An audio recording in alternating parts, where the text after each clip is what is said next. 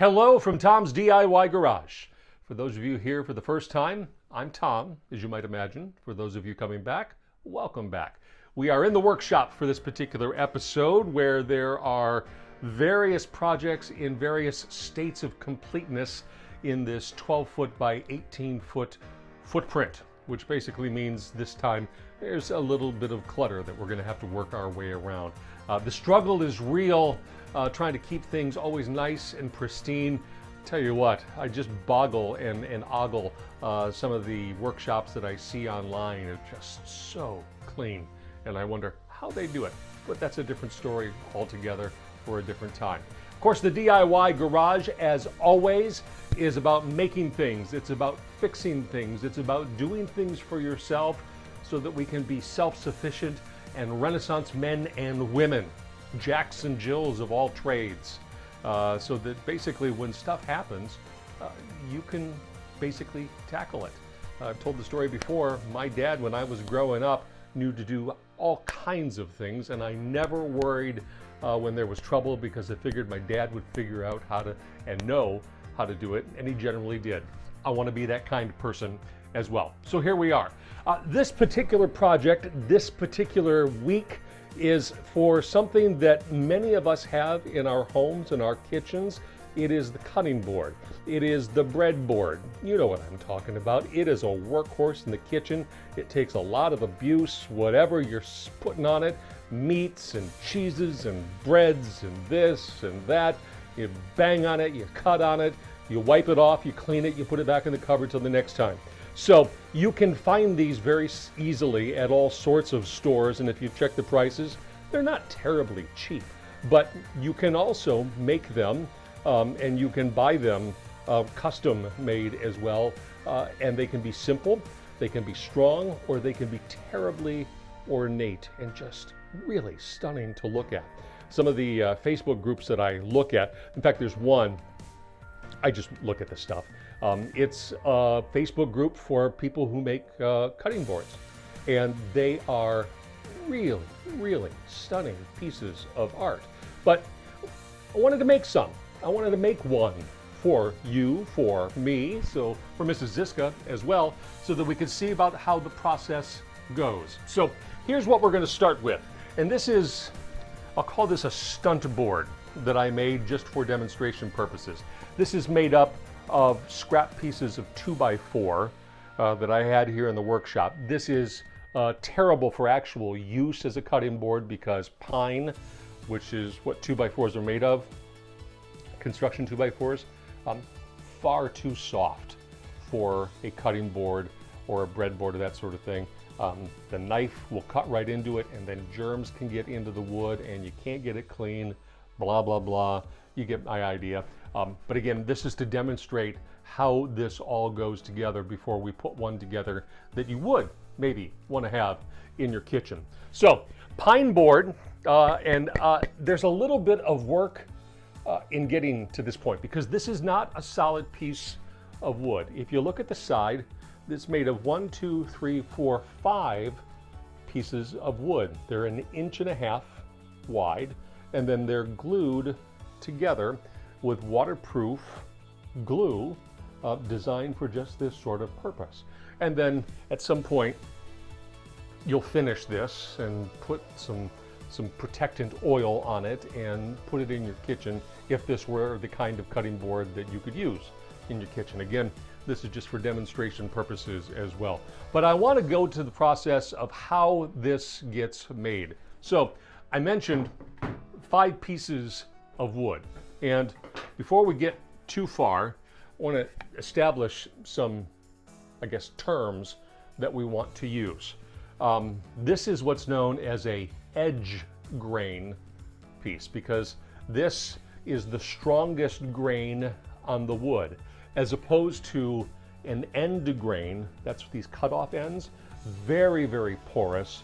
But this is where the artistic cutting boards really come into play because some of the work that the artisans do with these edge grain pieces and fitting them in different types of wood and different colors is really, really stunning. So this is a cutoff from my stunt piece. It's about 1/2 inch wide, and you can get a real sense of those 5 pieces of wood that are in there.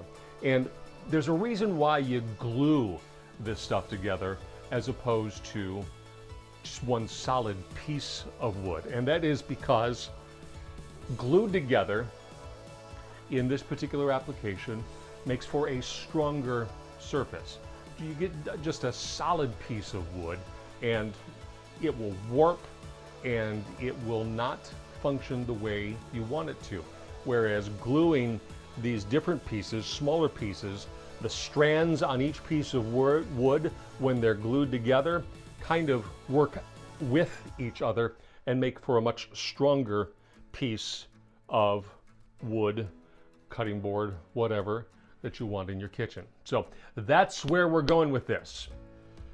For the cutting board that I'm going to make, and really for any cutting board that really is worth its time, it needs to be made out of a hardwood.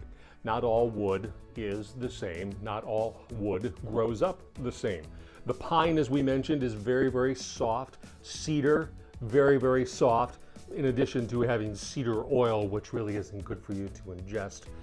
But these woods right here are indeed perfect for a cutting board because it's dense, it resists the knife marks, it resists harboring any bacteria that may end up on your cutting board at some point. Think raw chicken. You still have to clean the darn thing off, but it will still not let that bacteria soak in there. You know what I'm saying? So for this particular project, we have 3 species of hardwood that are great for cutting board. We have walnut, we have maple, if I can keep it up on the table here, and it's oak. Together, they're going to be our cutting board. This particular selection of wood comes from a hardwood retailer in Houston, and it is pre-milled to go out the door, which means it's been kind of finished to a pretty uniform size on all 4 sides. It's 1 3/4 inches wide, it's 3/4 of an inch thick, and it's about 18 inches long. So if you put all these together, it's 18 inches, all 6 pieces, about 10.5 inches wide. However, when I say it is pre-milled, it's close, but it's not perfect. So in this particular case, this is 2 pieces of wood. They're next to each other, but look at this. There's enough space in there that this piece of paper, down here it sticks, but here in the middle, it slides right through. So you don't want that space if you're going to glue this together, because that it becomes a weak spot in the cutting board that you're trying to collect. So you have a couple of options. If you're buying wood like this from a retailer, you could have them mill it fresh for you and then get right to work. Or if you're really into this sort of thing and you are able to mill it at home in your own workshop, you can do that as well. This is a gift that Mrs. Zizka got me a couple of Christmases ago. It is a jointer, and it has a blade here, which when it spins, it will cut this flat along this surface. So 90-degree angles the way it's set up right now. So I have that tool. I'm going to take off just a little bit on each edge of these pieces of wood so that it is not going to allow any paper to slide through, and that when we glue it up, it'll be a tight connection.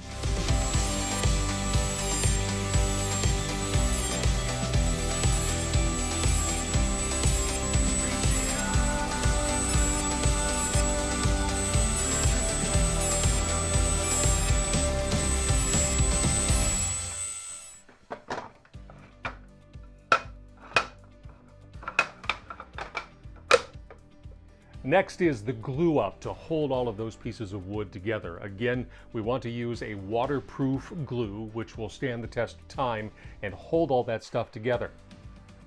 We just need to put glue on one edge of these pieces of wood so that they will all have a layer in between them. This last piece, it's kind of like the masterpiece of wood. It doesn't need any glue.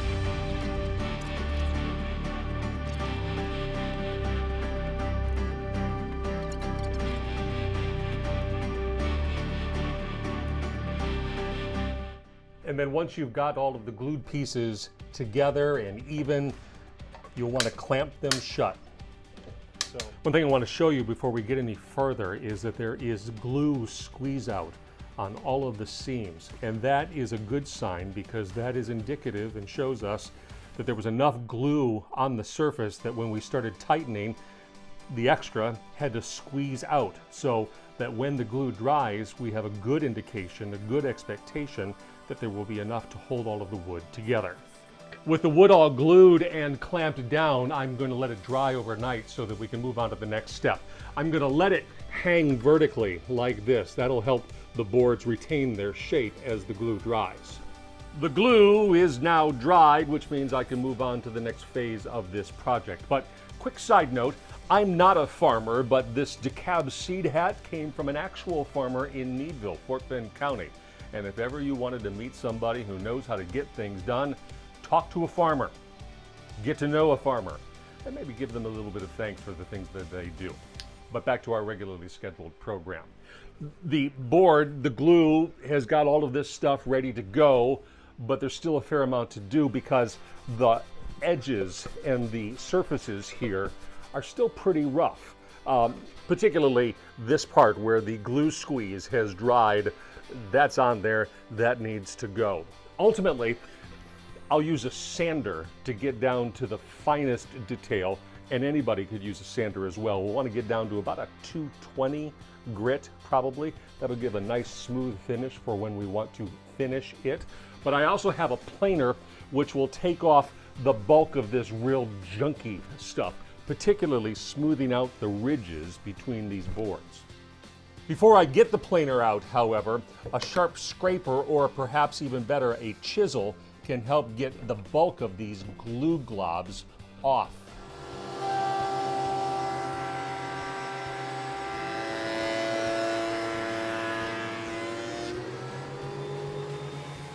As helpful a tool as a planer can be, and I'm glad I've got it, there's also a challenge in using it because of a phenomenon known as snipe. And you can see it right there. You see that line that goes across the board? This part right here is cut deeper than this part down here. That happens because there's a roller in there that holds the wood down against the spinning blade. And it's just one roller, and the wood has a tendency to tilt a little bit. Consequently, you get different cutting depths. Now, there are a lot of woodworkers who go to very elaborate means to try to control their snipe. I've not done that. Most people will say, well, you just cut off that part, that slop there at the end. I don't have a whole lot of slop here that I want to cut away. So what I'll do, and what a lot of people will also do, is try to sand that line down so it's less noticeable. With the sanding done, I also trim the edges of the cutting board so that all of the edges are squared to each other. Next, I want to round off the corners of the cutting board. I think it'll look better. I also think it will help it suffer the abuse of whatever happens with the cutting board going here and there in the kitchen. You get the idea. To get the job done, I've been practicing with a piece of scrap wood here and this plastic corner trimmer router template. It's a mouthful, but basically it's got these different curves here, different diameter curves, and it fits on the corner of the wood that you're working on like that. And then what you can do is take a hand router here. It's got a flush cutting router bit there, and it kind of goes around the template, and you get the same corner every single time. You could also use a sander here to do that. It'll take a little bit longer, but you get the same idea. You get the same end result. This might be a little quicker, might be a little squarer, so that you don't have to fix any imperfections. Hopefully.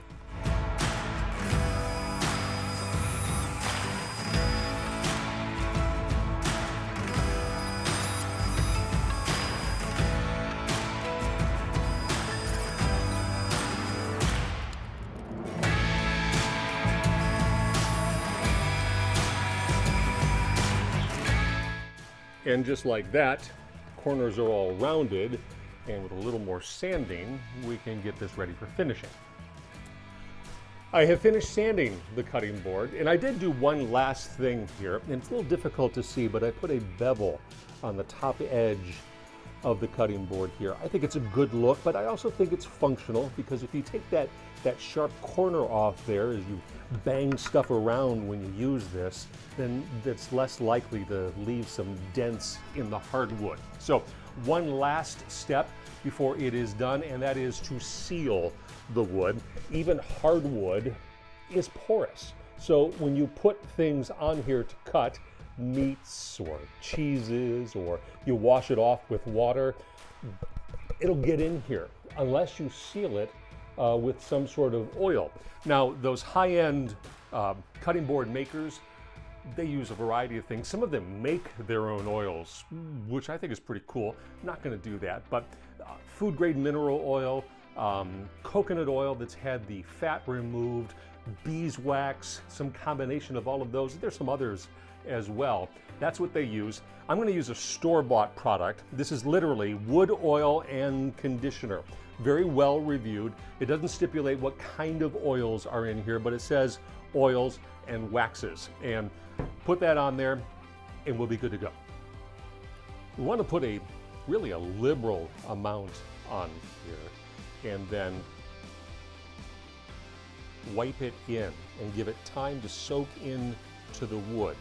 Each of these coats, we need to put in at least 2, need to sit between 30 minutes in between, and then it will take a couple of hours before you can use the cutting board. And after all that, voila, my cutting board. So the oil we put on there obviously will protect the wood. That's the most important thing, but it also brings out the colors of the woods that we're using. In this case, the walnut and the oak and the maple in the middle. In the pattern that I put it together, you could do it this way, you could do it a different way, you could use different hardwood varieties as well. That's the beauty of these sorts of things. So this is a basic cutting board, as we have discussed, just gluing these pieces of wood together and then finishing them. The people who are more artistic with their cutting boards do some truly amazing things, end grain type stuff, that with the designs and the near puzzles, it's artwork really. I don't know that I would use it as a cutting board, maybe you would, but they're really beautiful things, well beyond my capabilities, at least at this point. Maybe I try it one day, maybe I don't. Maybe I just make something like this and give it to Mrs. Zizka and hope that she will be happy with it. I think she will. Tell me what you think of this project. Is this something that you could do for yourself? Is there something you would do differently? Let me know on the Facebook, the Twitter/X, and the email, or even YouTube, where Tom's DIY Garage appears after it's on Fox Local. I look at all of them and I take them to heart, and if there's a question, a challenge that I can answer or rise to, I will do that. So until I hear from you, until I come up with the next project, that's the latest from Tom's DIY Garage. I'm glad to have you here. Until next time, rock on with your bad selves. I'll see you then.